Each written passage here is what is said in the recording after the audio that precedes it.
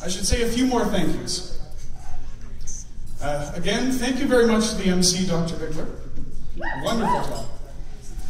And of course, again, a round of applause for the entire organizing committee that made tonight possible. Thank you so much.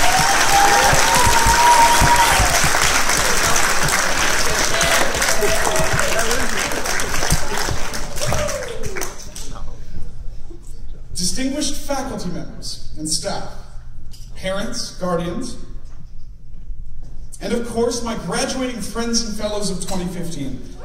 Thank you. Thank you all for being here today to commemorate what has been a truly incredible experience. Our degree and the wonderful years spent at the University of British Columbia's Okanagan campus.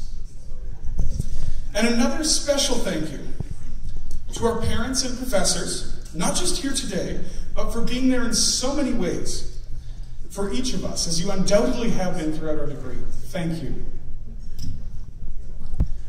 Now, I know many of you are skilled in the ways of calculus, but few of you will be able to derive how delighted I am to be a part of this function. There are no limits to my enjoyment of being able to share with you tonight. My happiness is unbounded, except for an upper limit of 5 to 10 minutes, within which time I will attempt to integrate all of my words. But a big hello to all three disciplines, the mechanicals, the civils, and the electricals. It's good to see all you electricals. Where are you? Woo! Oh, man. You guys always light up the room. Currently, you all look electrified. Really wired for sound. And to the civils, my dear fellows, you are far more uncouth than your name would suggest. But you certainly played up well. Yeah. You know, there's a certain cohesivity between us civils that really affects the sheer strength of our relationships. And last, but again not least, the mechanicals. Where are you? Boy, are you folks firing on all cylinders. A lot of good vibrations coming from those. Oh, yeah. I like the mechanicals, you know, they're a high-octane bunch. They're full of hot air, but they also know how to properly blow off some steam. But it's great to see you all here tonight. What a room filled with incredibly beautiful people. Life is good, you know, unlike our textbooks, we don't have too many problems. And since we live in the Okanagan, we know how to get a tan, at least in more ways than using sine and cosine.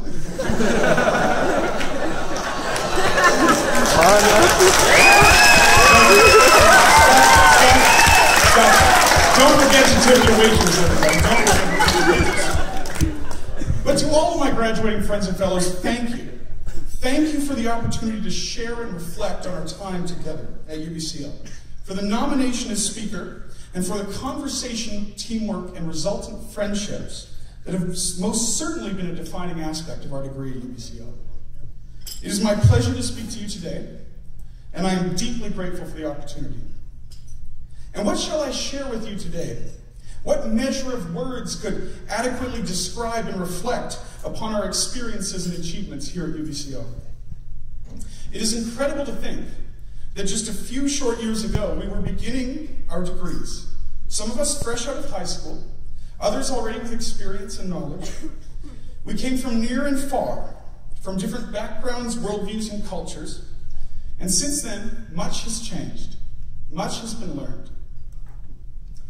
We have learned of science, both in theory and application. We have seen firsthand how beautiful the language of mathematics is, and how we can best apply our critical faculties in order to design, invent, and create. And now we must enter the workforce. We must begin our work as engineers. And how must we do so? In what fashion shall we carry ourselves, such that our work serves a shared collective purpose? This is what I hope to talk to you about today. During the golden age of Athens, philosophy was held in high regard. It was a culture that protected theoretical knowledge and looked down upon what the Greeks called techne, meaning as technique or skill in creating either art or artifacts. Techne is the root word, or at least one of them, for our modern word technology. And yet then, techno was considered the work of the lower class. It was thought that one should not busy themselves with techno, with creating, building, and inventing, but rather thinking and theorizing and contemplating. And it stems from this view in ancient Greece that Archimedes once said, "The work of an engineer and every art that ministers to the needs of life is ignoble and vulgar." Well, I beg your pardon, Archimedes. Ignoble and vulgar? I think not.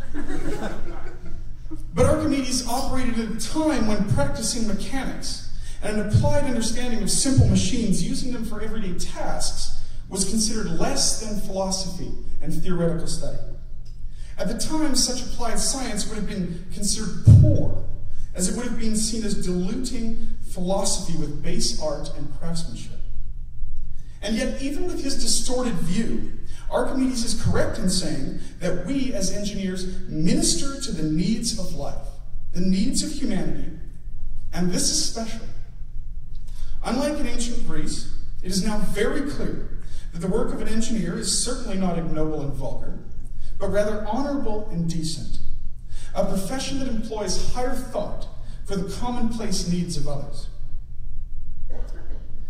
We actively use our ingenuity to design and create machines, structures, and devices that improve not only day-to-day tasks for ourselves as individuals, but also for our society as a whole.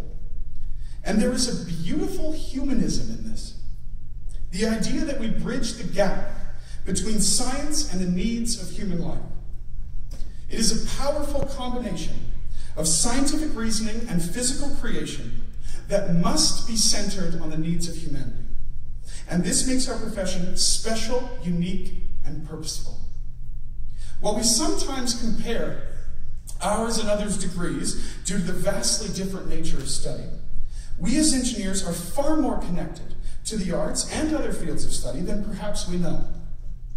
As it is the study of the humanities of art, behavior, culture, and history that bring to light the deepest necessities of humankind, which must simultaneously be the center of our design. As we create and construct, we must do so around the socio-humanistic needs of the individual, keeping in mind that architecture, machinery, and technology greatly affect our day-to-day lives in the way that we act, think, and converse. We must build accordingly, not just to satisfy immediate constraints or specific needs, but to always have the human being as the center of our inquiry, the basis of our design, and to do so with love, with understanding, with intent, and with purpose. As we turn the page into the next chapter of life, it is my sincere hope for all of us that we never forget why we do what we do.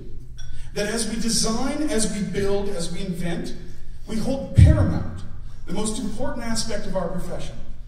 That we are agents of change who liaise between art and science, using our ingenuity for the betterment of humanity.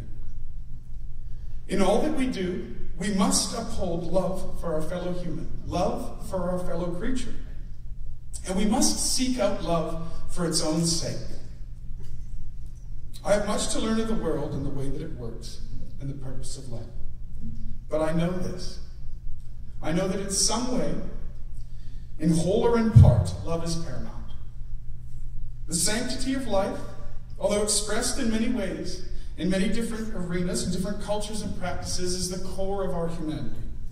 And it is our humanity that we must focus on as we design, as we minister to the needs of life for the people around us.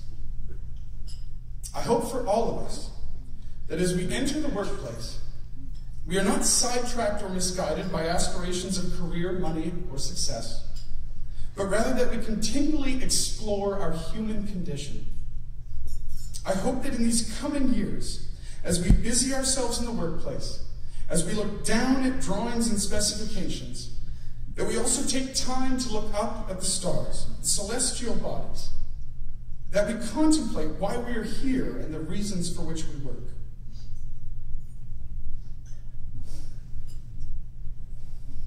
And that as we do so, we encourage each other to do the same, and that we hold dear the relationships that we have all built over the last few years.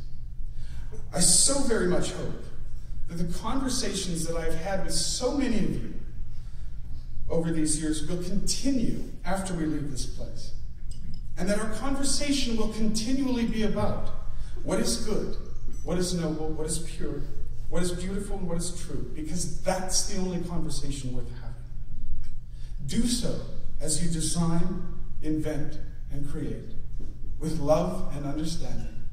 And I promise you, so much more truth, beauty, happiness, and wisdom will come to you that way. Thank you.